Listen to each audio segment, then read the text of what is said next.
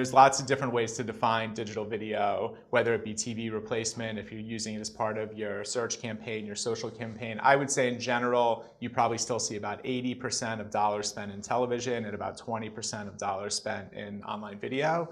The number for online video is certainly growing very quickly, while TV spending is remaining about flat. What we found is that the ROI of online video is actually much higher, that people tend to be more engaged, that they're watching the commercials a little bit longer, especially on something like YouTube where it is a non-skippable ad, or Hulu.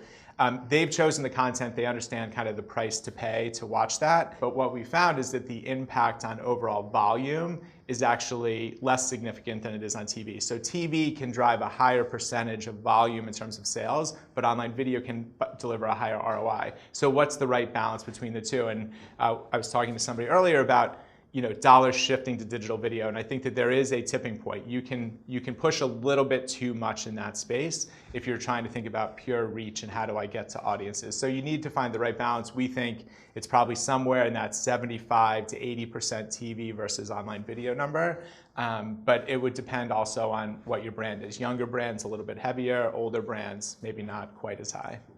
At the end of the day, people come home and they have a giant TV screen sitting in their living room. I think what they access through that will change a bit. So now I don't know that you could buy a TV that's not a smart TV. You can access YouTube through that, you can access Netflix through that, Amazon Prime. So how they use a television set as we think about it will be much different. But TV as a media will continue to be, I think, the dominant screen in the household. I think you look at what the broadcast networks, the cable networks, even the digital partners are doing in terms of content creation. They're still creating content for the big screen because at the end of the day, when people go home or on the weekends, that's what they want to do. They want to watch television. They want to have a bit of a lean back experience as opposed to having to go on my computer, find the content. So TV will still continue to play a huge role into the foreseeable future.